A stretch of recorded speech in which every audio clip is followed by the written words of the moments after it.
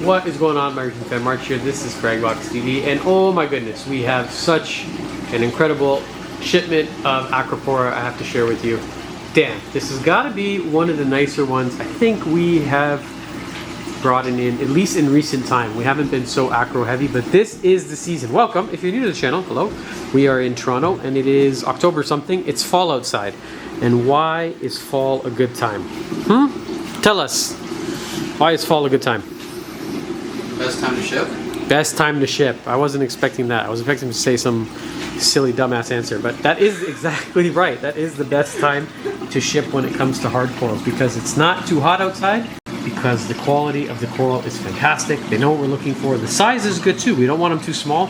We also don't want them massive. They're harder to sell when they become really, really big colonies. It's just people don't have those sorts of tanks that can accommodate them. This is really the perfect size. They're not frags, they're not massive, they're something in between. Just a little bit cool, and I don't think we've ever had a shipment. We literally don't have a single DOA, dead on arrival. That's what DOA stands for. So if you're new, what I'd like to do in these videos is sort of just walk through and give you my commentary on the pieces, the ones that really catch my eye, like this one here. I think it's called a Rosario. That is the Latin name. Now, I try to remember as many of them as I can, but it's difficult because obviously there's so many different types, and it's tricky. Some of them are super easy to identify, like this one right here, Humulus. Nothing really looks like it. It has this really distinct, like, nubby thumb-like appearance. Even the coralites, the way they radiate, just really distinct compared to other corals. You would never confuse it with, let's say, boom, Caroliniana, another very unique coral, really distinct from other ones, and just beautiful. Almost always in this yellow pastel-y. Sometimes we find them in sort of green.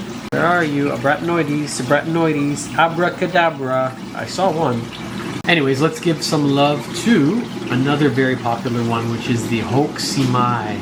Stunning deep blue color, and then little funky green coralites, and this is one that you really need blue light to appreciate. So what I'm going to do, actually, sorry, I meant to say white light. I'm going to go to my trusty Apex controller, and I'm going to press this button, and boom, we're going to watch the lights magically turn to all white. Oh yeah, and you know what? We're raw dogging it. We don't even need a filter. Check this out. Under white light, we can really appreciate how blue this coral is. It's some corals you need the blue to really see them. One of them I think would be the Acropora valida. It looks a lot better under blue light than white, but some of them like this, you need white light. You need the opposite. So blue corals get washed out under blue light, and the same would also go for purple. So species like this, I think this is a Secale, S-E-C-A-L-E, I think. Purple on the bottom, and then finishes with those green coralites. Same thing. Millies look really nice as well under white light. What is a millie? 40% of this coral shipment. Millipora, short form, we just call them millie. This might actually be hyacinthus, I'm not sure.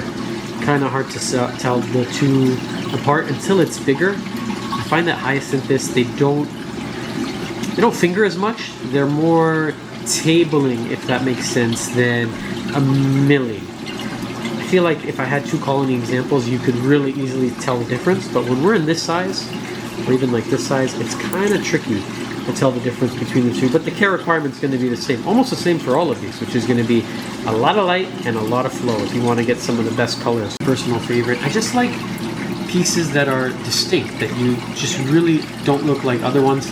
And I guess I like them because I can easily identify them. I think just as humans, we have this innate wanting to classify basically everything. Every single type of animal in the animal kingdom has to fall into a certain species and subspecies and but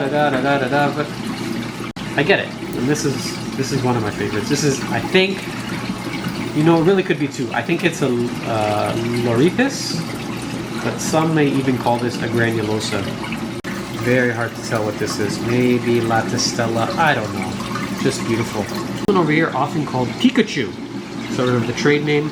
I think the Latin name may be Salago.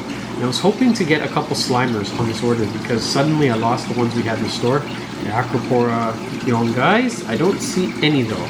But when it comes to Millies, I think we got every single color that you can imagine. Purples, greens, yellows, oranges, even a couple of blues, multicolors, greens with yellows, reds. Grafted.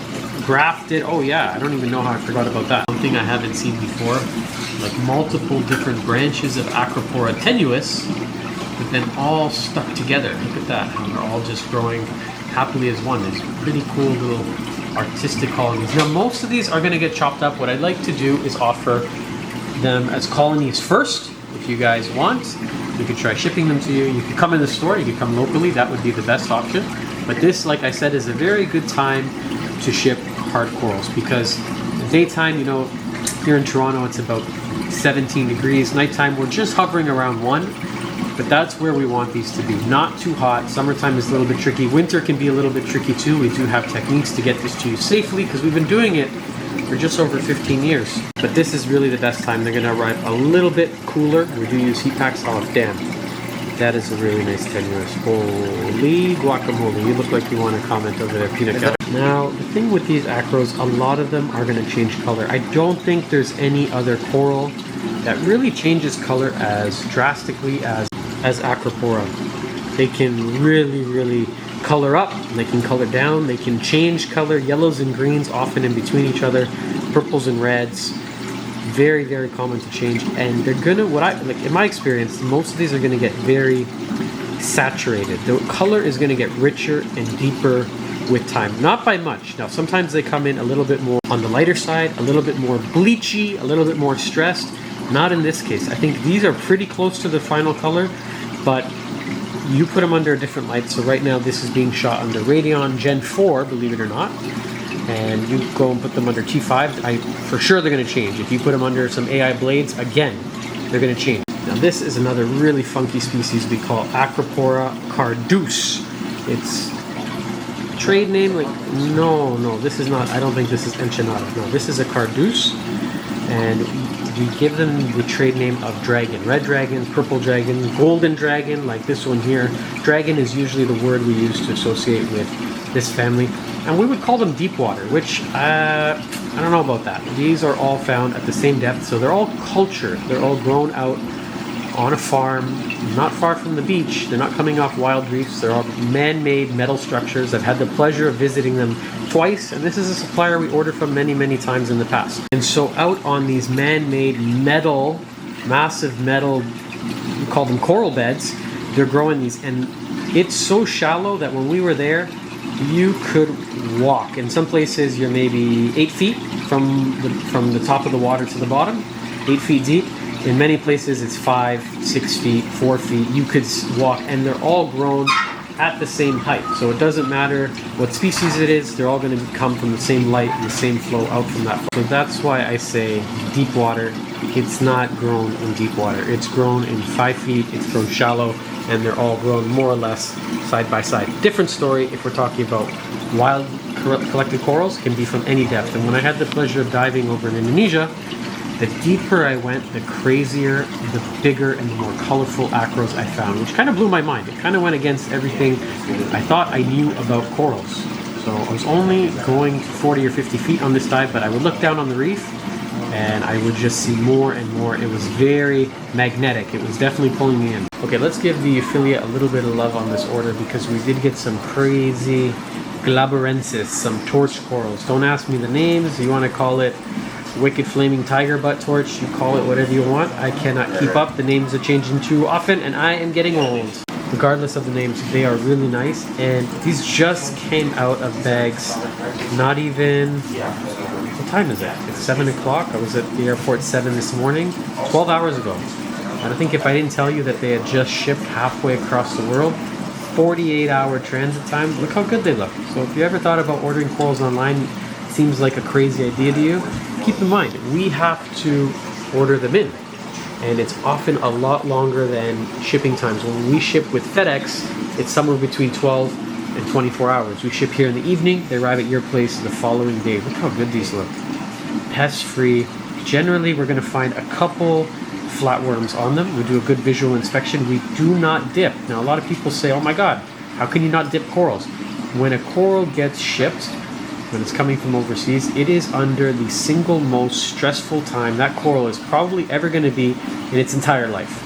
And then you go and dip it on top of that, it's a death sentence. So when you have $23,000, something like that on the line, you're not dipping. It really falls on the hobbyist. The best we can do is that visual inspection. I've messed around with dipping in the past.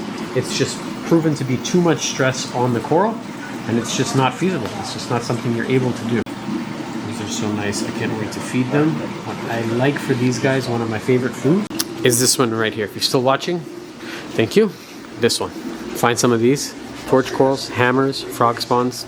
Absolutely love it. A really nice Acropora. Now these need a couple more days to open. Become a little bit stressed, like that one there. And we also got some very nice zoanthids and a nice selection of different mushrooms like yumas. These are quite popular. Clove polyps. These are funky. I've actually never seen that variety. That's one of my favorite things about zoas. Almost every single shipment, we're going to get something I've never seen before. Acro, same thing, but zoanthids, I think more than any other coral, is the one that we're going to find something funky. If there's anything you saw in today's video that you must have, it does take us some time to get through these. They got to chillax, I got to take photos, we start to upload, organize, and price them, but if there's something that you saw that you must have, you can always screenshot me, send it to our email, and we can reserve that piece for you. That's it, guys. We're going to wrap up today's video. Hope you had fun, hope you learned something, and we hope to see you on the next one. Bye for now.